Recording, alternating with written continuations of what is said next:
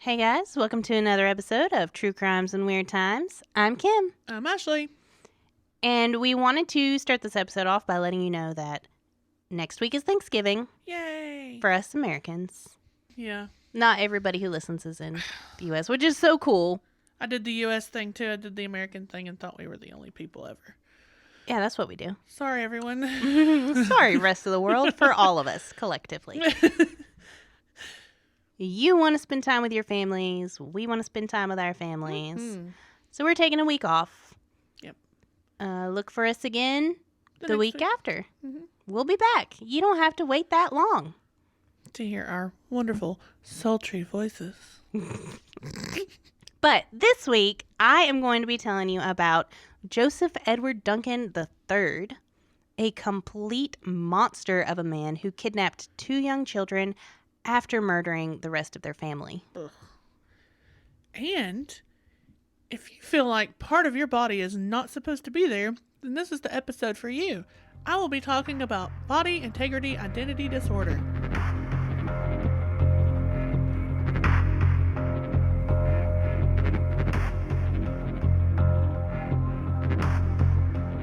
Now, I want to preface this with a disclaimer. When I decided to do Weird Times, the Weird Times part, I wanted to include psychology into the Weird Times, but I know that the internet is a fickle thing. No way. And my disclaimer is, just because I include psychology, I am not saying that people are weird. Because the human race as a species is weird. All of us collectively. All of us. And we are all weird and fascinating creatures. And I want to just talk about it. So just don't take offense is what she means. That's it. All these words I said, just don't take offense. Mm-hmm. On that note, let's talk about body integrity identity disorder. And I'm going to now shorten it to BIID. Thank you. You're welcome. BIID is a psychological condition where healthy people believe that they are meant to be disabled. It comes in many forms.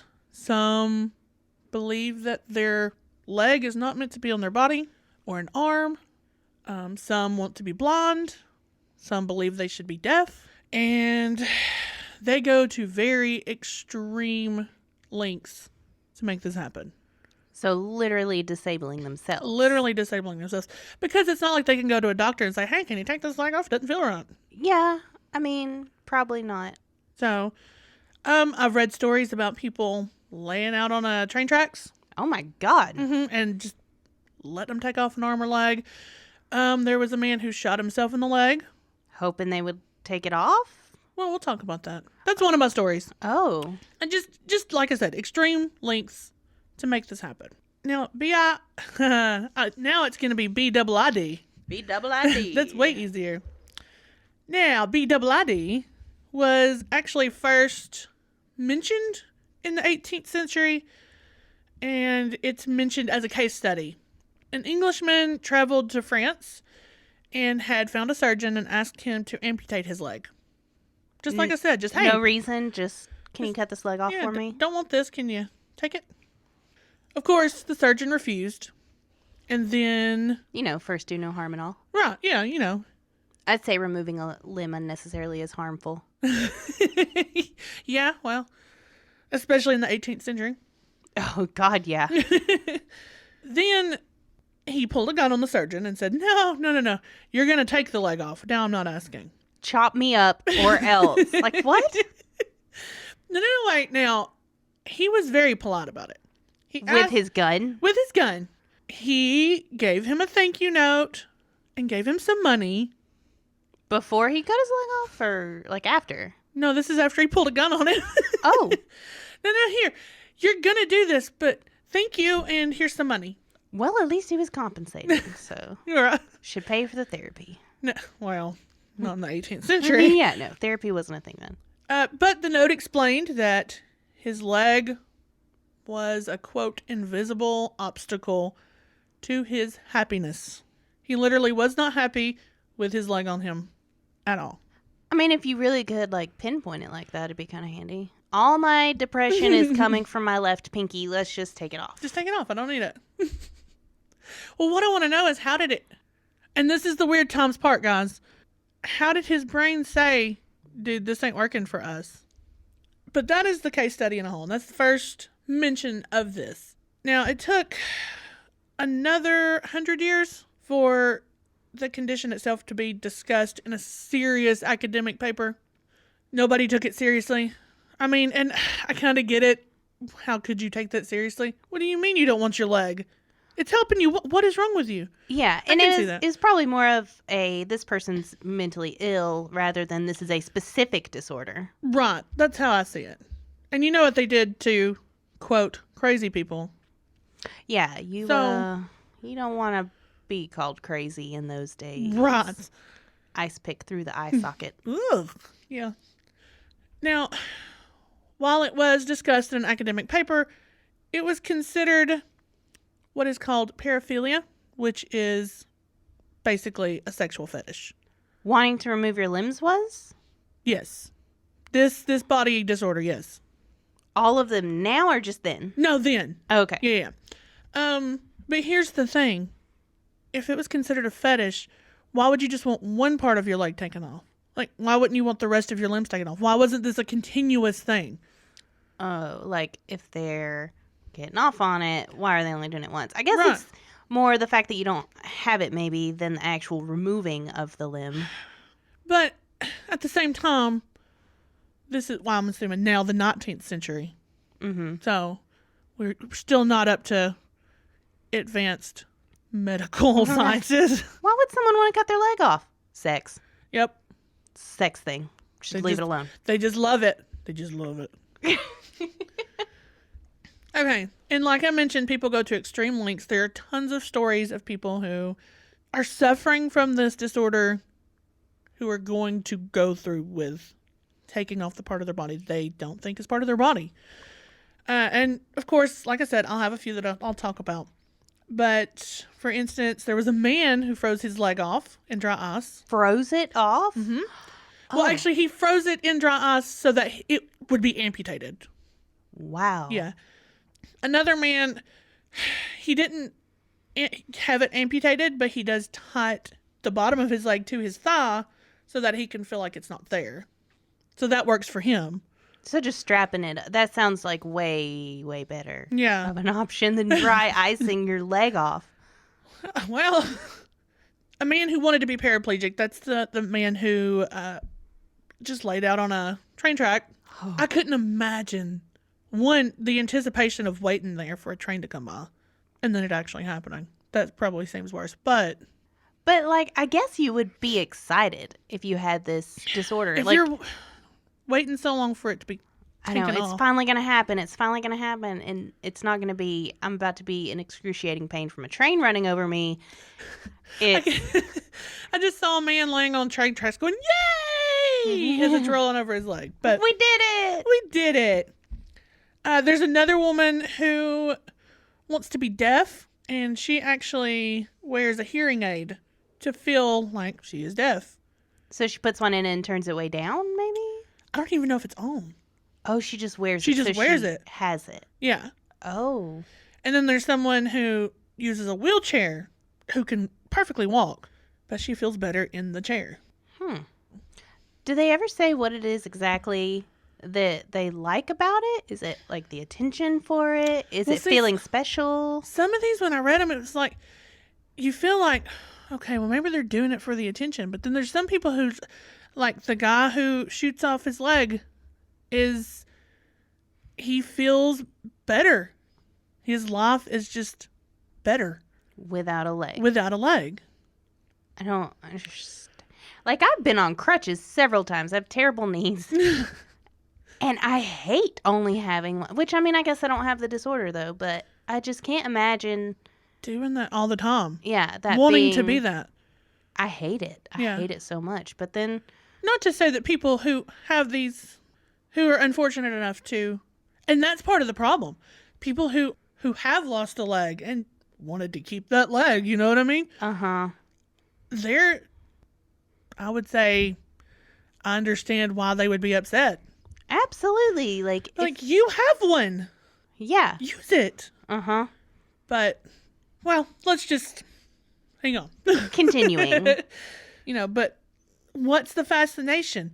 Like we said, is it somebody who's just wanting the sympathy, the attention, or the, for lack of a better word, perks of having a disability? It is not a perk, but In their catch mind. my drift here, yeah. Or is it just something more psychological? There is a researcher at the University of Zurich, Peter Brugger, who found that the right superior parietal lobe, which is the region of the brain that is believed to aid the construction of body maps, were thinner in those with BIID. He also believes that the disorder has a lot in common with phantom limb syndrome, which is something I wondered anyway, because think about it. If somebody is missing a hand, they still feel their hand there. Mm-hmm. What if this is just the opposite? Where they feel like it shouldn't be there. Right. That kind of makes sense. Yeah. And, of course, something else I found fascinating was that Brugger said that BIID patients can precisely point out where the part of their limb feels foreign. Like, they know exactly, like, say, okay, about 3/4 up my arm feels not like it should be there. Huh. And that spot stays the same every time they're asked. Like, they know exactly where it is on their body. Okay, so that's kind of making a little more sense to me now. Yeah. With feeling like it doesn't belong on your body rather than I want to be disabled. Yeah. Yeah, Okay. that sounds more like I don't want it there. Mm-hmm.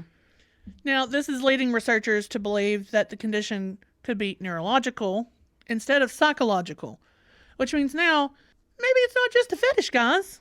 No. I know.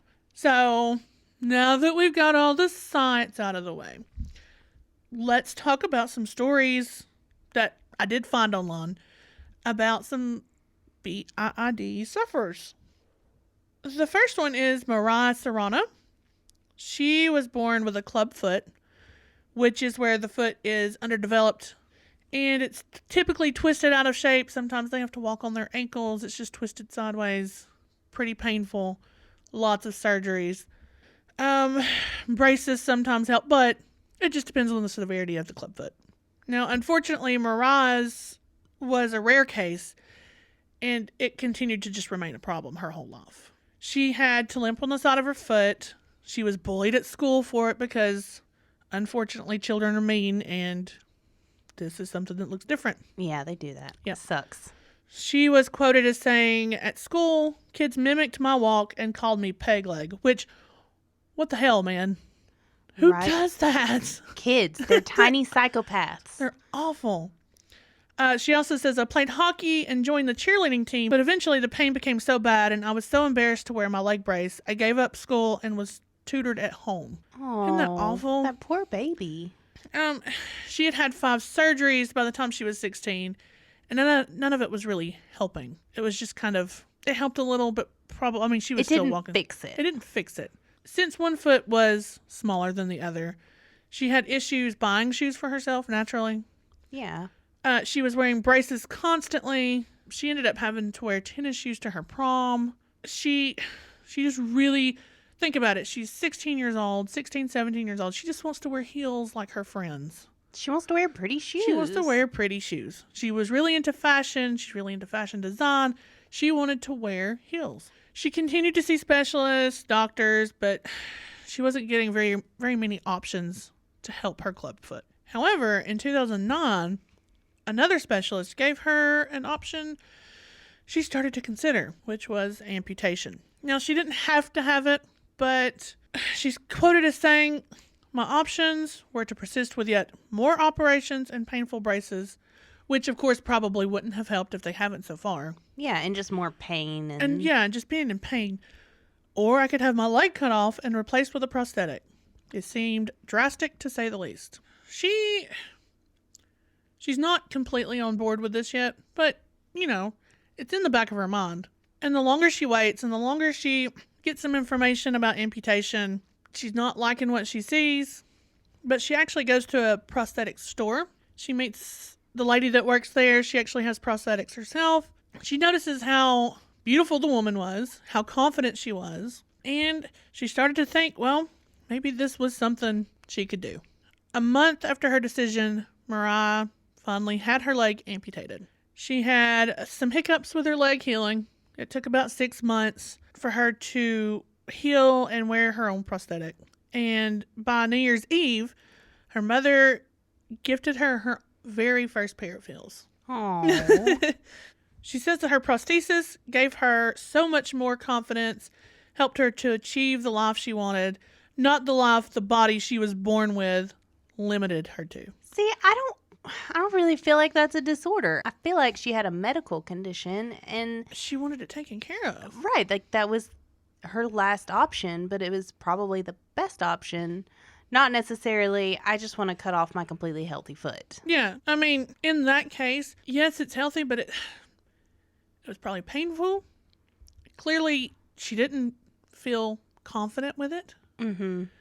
It's something she was probably very self-conscious about. So, can you blame her for wanting to take her foot off? Absolutely not. And now she gets to wear heels. Yeah, it kind of seems like the best case scenario, Yeah. honestly, in this one.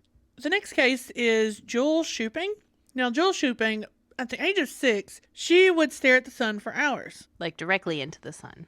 Like directly into the sun. This is because her mother told her that staring at the sun would ruin your eyes. At 6 years old? At 6 years old. So she's doing this deliberately. The disbelief is that she wanted to ruin her eyes at 6, not that her mother told her that right. at 6.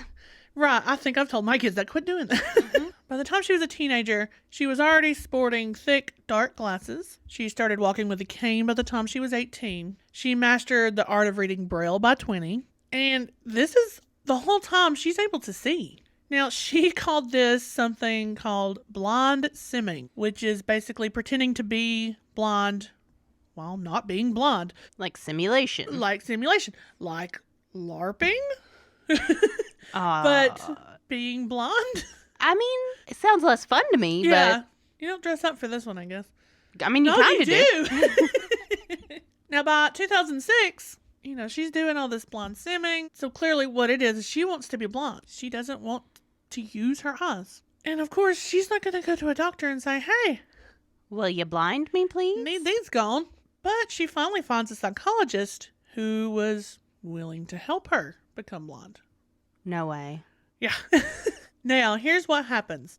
I don't know if she talked the psychologist into doing it, or the psychologist is like, you know what? Yeah, you've been seeing me for years. This seems pretty logical. Let's just do it. But I can't imagine a doctor saying that. But I mean, well- obviously they're out there. no, this is a huge thing too. The psychologist actually faced charges. I can't remember if he actually went to jail for it. But there's a lot of ethical issues Well, with this yeah. story. Naturally. Now, Joel was able to get a hold of these numbing eye drops in Canada. She went on a special trip up there. She got these eye drops. She brought them back. And the psychologist, for, I want to say it was months, would drop these eye drops in her eyes. Essentially, it's drain cleaner. She's using drain cleaner to drop into her eyes with this numbing medication. So she put the numbing drops in so it wouldn't hurt, and then Right. put drain cleaner in her eyeballs. Yes. Whew. And she would say that she would wake up the next day and be really bummed out that she could still see. It would hurt. She said it was very painful. She would go to bed thinking, this is it. Now I'll be blind. And she'd wake up the next day and her vision was starting to come back. And she'd be super bummed out about it. I think I would rather just, stab them with something or, I don't know. I mean, if you're going to go through all that trouble, just make it quick. Yeah, for 6 months, no. Yeah. Her left eye finally suffered a corneal meltdown, which is basically the eye collapsing in on itself. Oh, God. That sounds awful. Yeah, I don't want to think about that anymore. And it was removed. Her right eye ended up with glaucoma, cataracts, and tons of webbing scars. But I think essentially I think she still has that eye. But it does obviously She probably can't really see out of it. She can't see out of it. She is blonde now. Wow. For someone, okay, well, let me say this. She originally told her family that this was due to an accident. Something happened and I lost my eyesight. But I wonder, she's literally staring up at the sun when she's 6 years old. Did she think they would believe her? I don't know if I would. You know how I've always wanted to be blind? It just happened by coincidence. Wow, it's so weird. Don't know what happened. Actually, Yeah. I know what happened. I'm not going to tell you, though. It was an accident. But apparently when they did find out what really happened, the drain cleaner, her mother and her sister cut ties with her. I feel like that's a little extreme personally, but I mean, I don't know them. I don't know her. I don't know what they were who knows going their through. dynamic, yeah. But still, I mean, maybe it was just the fact that, why would you do that to yourself? I don't know. Who knows what happened? But according to a website I found, barcroft.tv, Joel, who is actually studying for a degree in education, now says that she has no regrets and she dreams of helping other blind people live an independent life. Personally, if I were blind not by choice, Yeah. I wouldn't want someone who intentionally blinded themselves to teach me how to make the most of it. Yeah. That's the last person I would think Yeah. I would want helping me. But she talks about her suffering with BIID, and she tries to be an advocate for that too, which I can see more. Yeah, that helps. And I wonder if she's gotten more psychological help since then from a psychologist who's not going to help her blind herself and actually help her get better. A different psychologist, yeah. I would hope so. But either way, she seems way happier without the use of her eyes. Well, I mean, that's kind of a happy ending then. Well, if we're looking at it that way, these are all essentially happy endings. Great. The last person we're going to talk about is George Boyer. He spent his childhood suffering from BIID. He was quoted in a newspaper at one time saying, "I've wanted to be one-legged since I was a child. No one can help this overwhelming and irrational wish that I've experienced with varying degrees for as long as I can remember." So, I mean, he literally, again, like Joel Sooping, had this feeling. He wanted it gone. And he spent his entire childhood like that. That's insane. I can't imagine living your life like that. Well, and the thing about it, too, is, I mean, you go through your regular day-to-day, it's not like you can tell anybody. Right. Man, I really hate this leg. It's got to be miserable and depressing. Yeah. And, oh, man. That really sucks. Now, he suffered for years with this disorder. He felt like his left leg was just a foreign part of his body. It wasn't meant to be there. He didn't want it there. Then finally, he had an idea. One day in 1992, Boyer went outside at his backyard with a shotgun. Shotgun would not be my weapon of choice. No. But also, I can't really think of a better weapon. I mean, I wouldn't want to hack it off with a machete or anything. I don't know. I'm going with the train tracks if I'm going Well, yeah, that's faster. Now, he had all of this planned out. And the plan was supposed to be perfect. He had already tied a tourniquet around his leg. He studied where to aim to avoid the most pain, which I don't know where you would aim to avoid the most pain. Where does it hurt the least to shotgun my leg? Nowhere. Nonewhere. None places. He'd even practiced shooting. He practiced his shot many times. He used a pork shoulder as targets. Wow, that's some serious planning. He's planned this out for a long time. He even brought his cordless phone out to call 911 after it was done. Well, the plan wasn't that perfect because after steadying his aim, gritting his teeth, and firing a huge old shotgun shot through his leg, he forgot that the cordless phone doesn't pick up outside.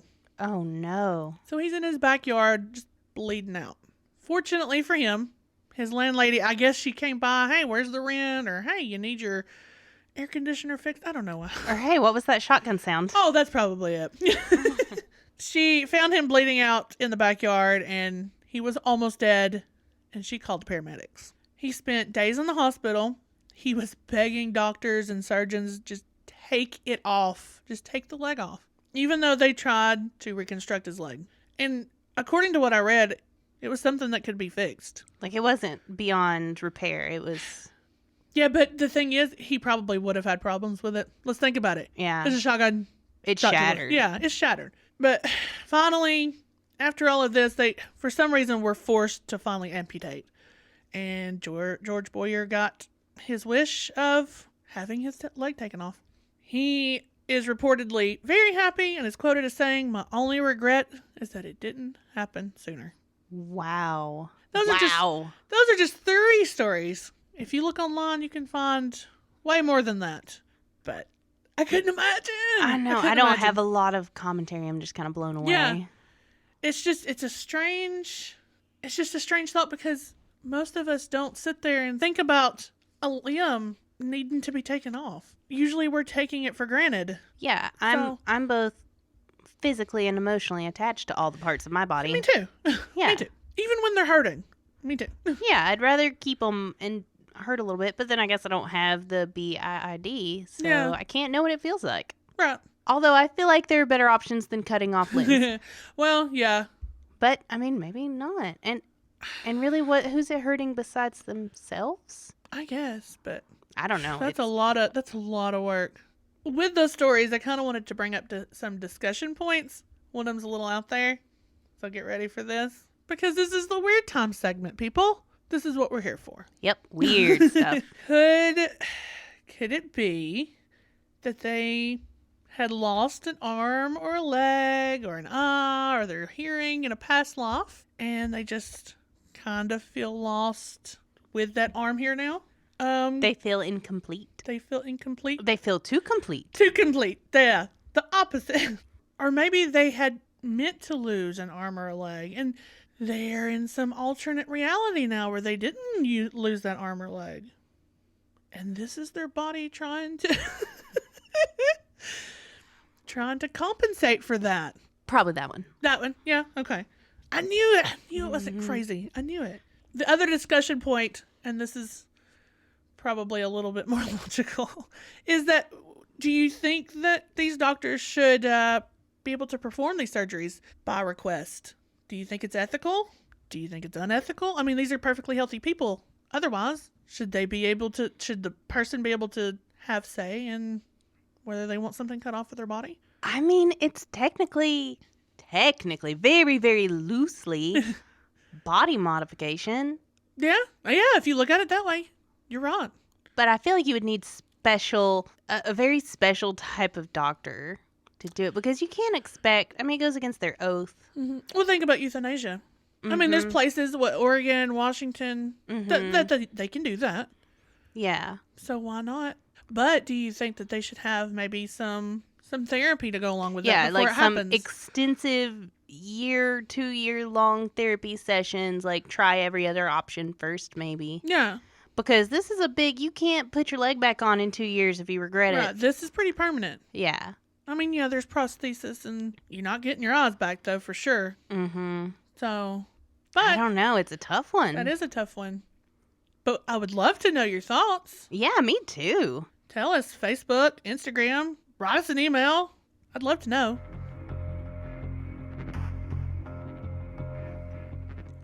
Joseph Edward Duncan III. That's also a mouthful. It is. We're on those today. Was born February 25th, 1963 in Tacoma, Washington. Now, Joseph's violent crimes started at a very young age. At just 15 years old in 1978, he raped a 9-year-old boy at gunpoint. Oh my God. He was arrested for this, but apparently it didn't warrant any jail time or very little jail time. It was hard to find any information on that specific instance. Uh-huh. But maybe it was because the gun wasn't actually loaded. He just pointed it So what? He raped a kid? at gunpoint, unloaded or not. Right. But a year later, he was arrested for driving a stolen car. Nice. So he clearly was not in jail. So after he was arrested for driving the stolen car, he was sent to Dislin's Boys Ranch as like a juvenile detention thing. Because, stealing automobiles warrants that, but raping a child doesn't. While he was at this juvenile detention center place, the ranch, he was assigned a therapist. And he apparently told this therapist that he estimated his rape victim count at this point in life as 16 years old to be already at 13. Oh my God. So 16 years old, he's already raped or sexually assaulted 13 kids. Jeez. And he was only at this ranch for a few months. So now he's raped a kid at gunpoint, stolen a car, did a few months in juvie. Let him go again. Well, everybody knows my thoughts on the judicial system. But oh my God. Right? Oh, it just keeps on going. Great. Good. Now in 1980, which was a few years later, he stole some guns from one of his neighbors and again abducted and raped another boy at gunpoint. This time it was a 14-year-old. Now, this time, Joseph was actually sentenced to 20 years in prison, Oh, okay. Just 20 years. Got it. but was released on parole after just 14. Oh, forget about it. Okay.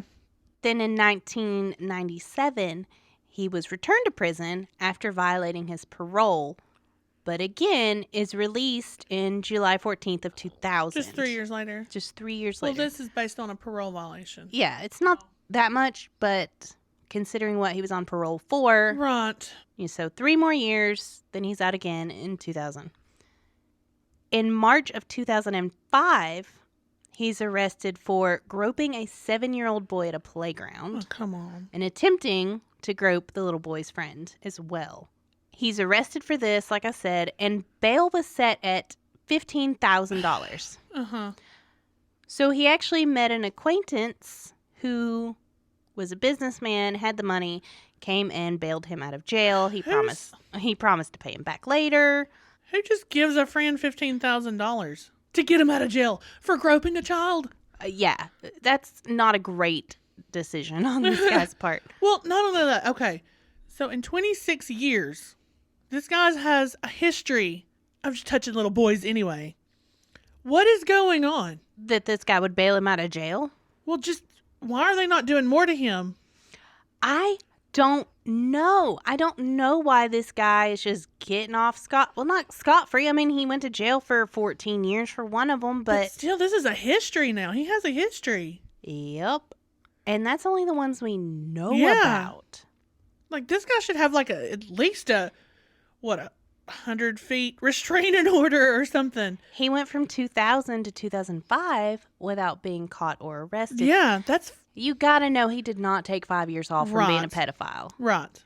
So he's bailed out of jail. He's out on bond. And he immediately decides, oh, I'm not going back to jail. Mm-hmm. So he goes and rents a big red Jeep Cherokee. Uh-huh. And he gets a camcorder. He gets some night vision goggles. Uh-huh. And he takes off. Yeah, he went the opposite direction of what I thought. I'm not going to jail again. I'm just not going to do it anymore. No, that's not No. what he's doing. No. So he gets all this stuff together and he basically kind of goes hunting. Oh, hunting. Mm-hmm. Sure. What's he hunting, Kim? Children. Oh, great. And he eventually spots some Mm-hmm. and starts planning this out. And on May 16th, 2005, police discover the bodies of Brenda Groan, her boyfriend Mark McKenzie, and Brenda's 13-year-old son Slade in Lake Coeur d'Alene, Idaho. Ugh. The family had been tied up with zip ties and bludgeoned to death. Oh, my God. And to make matters worse, Brenda's 9-year-old son Dylan and 8-year-old daughter Shaysta were missing. Oh, God. Joseph Duncan had broken into the home with a gun, tied up all 3 of his victims, then put Dylan and Shaysta into the back of his red Jeep Cherokee and tied them up. He bound their hands and Right. feet. After this, he went back inside the home and killed the rest of the family with a hammer. Oh, my God. I mean, at the very least, the kids didn't have to watch Yeah, it. that's what I was thinking, but still. Police obviously immediately put out an Amber Alert. They get pictures out of the kids everywhere. They put them on billboards. They're on the news. They're on anywhere you can find them. Mm-hmm. And they do have a few sightings. They have someone at a truck stop that saw the kids that thought it was them. Mm-hmm.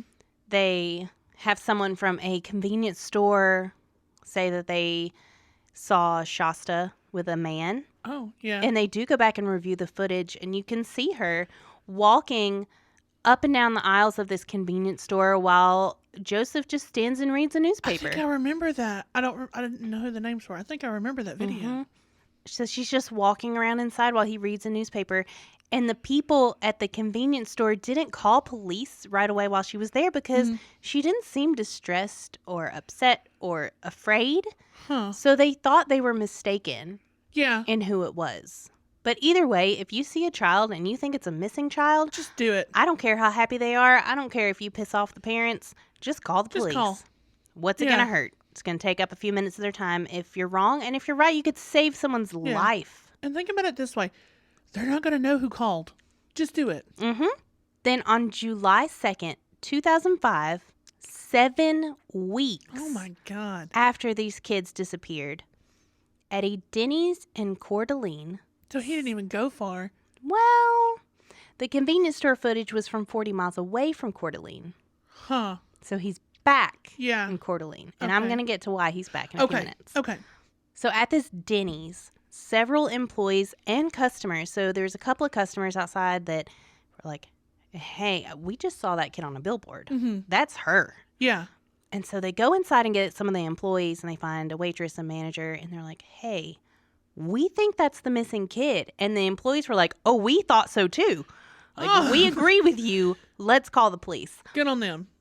So they kind of work together to make sure this guy doesn't leave. Yeah. And police get there, and it's Shaysta Yeah. with Joseph Duncan.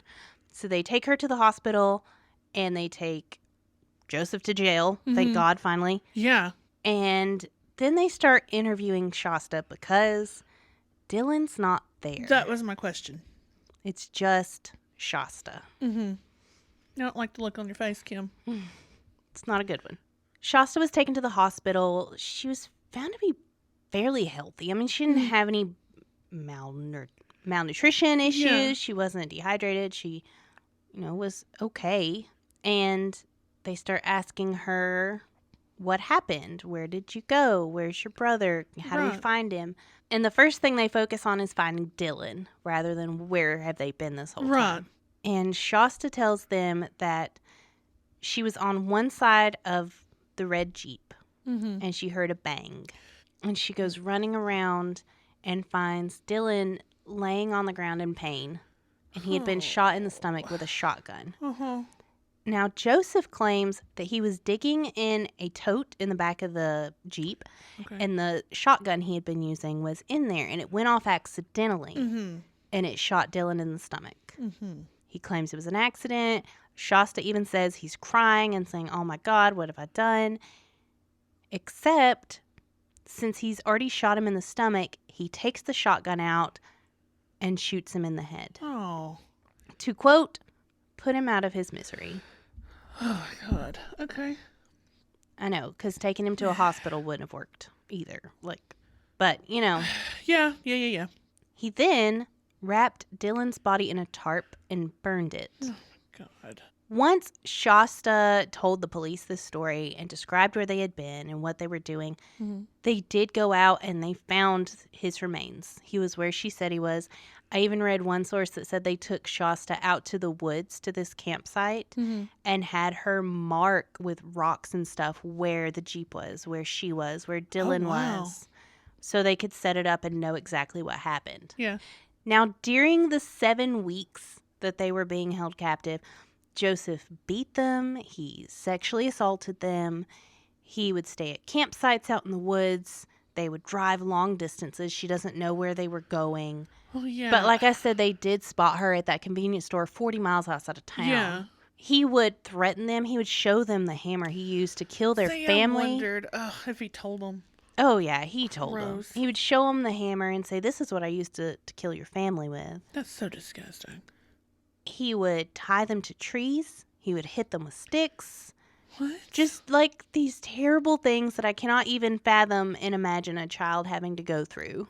Yeah. Like, that's all the detail I'm going to get into. Yeah. That's it. That's all I can talk about. Ugh.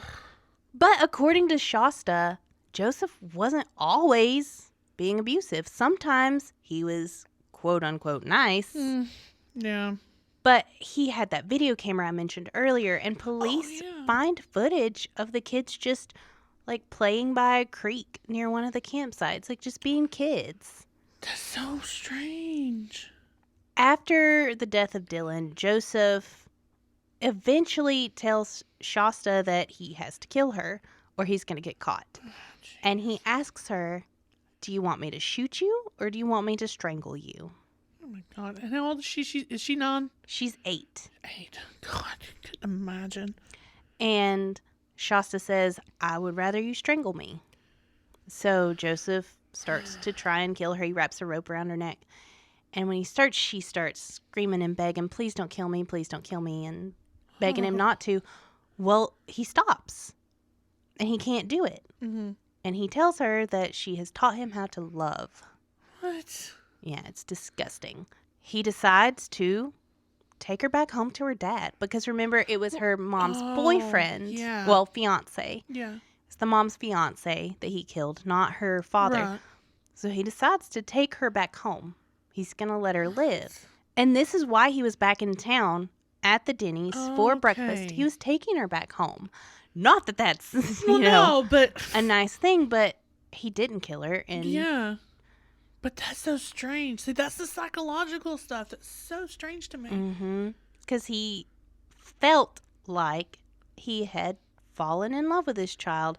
I don't want to talk about what kind of fallen in love he did, but he couldn't kill her. After his arrest, police began to tie Joseph to other child abduction cases. Of course. On April 4th, 1997, in Beaumont, California, 10-year-old Anthony Michael Martinez was abducted at knife point. His body was later discovered nude and bound with duct tape. He'd been sexually assaulted. And this duct tape had one fingerprint on it, and it belonged to Joseph Duncan. Wow. So this was in 97. This was during one of those times when he was out of jail on parole, and he abducted, raped, and murdered a 10-year-old boy. So, any of these gaps probably have more kids. Oh, absolutely. He also confessed to beating 11-year-old Semejo White and her half-sister, 9-year-old Carmen Cubias, to death in 1996 in Bothell, Washington. Police and myself and probably and probably everyone else in the world believe he was responsible for way more than that even. Yeah. And we may even never know how many kids he hurt or killed or raped because he moved around all the time. Yeah. I mean, he never stayed in one spot. He didn't stay in Tacoma, Washington his whole life. And that was probably on purpose. Oh, yeah. And he was out of jail for years and years at a time. Joseph proceeds to be taken to trial in several states. Wherever he committed the crime, he goes to trial on a federal level. There's a whole lot of legal mumbo-jumbo that I'm going to skip through. But by the end of it, he is given 3 death sentences and 5 total life sentences. It shouldn't have even gotten this far, though. Oh, God, no. I don't understand how he didn't go to prison for a very long time for raping a child at gunpoint. Yeah. The first time. The first time. But I couldn't actually find a whole lot of information about that, so there may be more to it. I don't know. Maybe he was arrested and not charged. Maybe there wasn't enough to go on. I mean... It's very possible, but still, even after the third time... Yeah. I mean, there's history. Oh, I'm just frustrated. Sorry. Oh, I get so frustrated doing these true crimes. Sometimes it's like the police really could have done something to stop this guy. Or not even just the police. The judicial system as a whole could have done something to stop this guy. And they just don't. Now, here's some really interesting / disturbing facts about this guy. Good. Prior to his arrest for murder, Joseph maintained a personal website called The Fifth Nail, which was named because, according to legend, in addition to the 4 nails they used to pierce the body of Jesus Christ in his crucifixion, there was a 5th nail that was taken away and hidden by the Romans. Huh. I've never heard that one. I hadn't either. Okay. But apparently Joseph had. And he adopted that name for his own website and blog. That's kind of gross. And he called it The Fifth Nail. And he would just write about his day-to-day life as a sex offender. Okay, good. Okay. And in this blog, he denied being a pedophile. Okay. He says he wasn't a pedophile. He was just, this is just how he is. He loves children. And he claims to have been sexually abused as a child, which would make sense, I guess. But anyway, that's what he ran, that website, before he went to jail. Okay. Since he's been in jail, he still has a blog. Ugh, gross. That he updates fairly regularly. Now, they're not allowed to have these blogs and internet connections in the prisons, obviously. Right. So what he does is he has a ghost blogger where he's sending letters out to this person who calls themselves Silenced. So he's sending letters to this person, and this person is updating this blog every couple of weeks, every couple of months, and you can go read it. And he's just talking about his life and his victims, rants about society. He claims to have hurt a lot more kids than what the judicial system knows about, or at least what they can charge him with. Color me shocked. And, I mean, it's called The Fifth Nail Exposed Confessions. Gross. At the top of the blog, there's a subheading, and it says, "The history of our world is infinitely more important to the understanding of why I did what I did than my personal history will ever be. That being said, I present here as much of my past as I honestly can, to be taken in proper context so that perhaps we might someday be able to stop repeating our histories together." What? He claims that a lot of his crimes were to get back at society. Yes, that's what I want to do. Right. Society is awful. Let me rape this child. What? I just... This guy's a monster. I Joseph, don't really want... suck. Yeah, I don't really want to link his blog because I don't want him to get more people following it and reading Or it. thinking it's okay. It's not a clue. Right. So it's out there. If you want to look it up yourself, look it up yourself. I don't personally want to give him any more attention than he already has for it. So... Ugh. Joseph Duncan, guys. Thanks, Kim. You're welcome. Sorry to ruin your whole I was day. gonna say, I'm glad you brought us down this time and it's not me.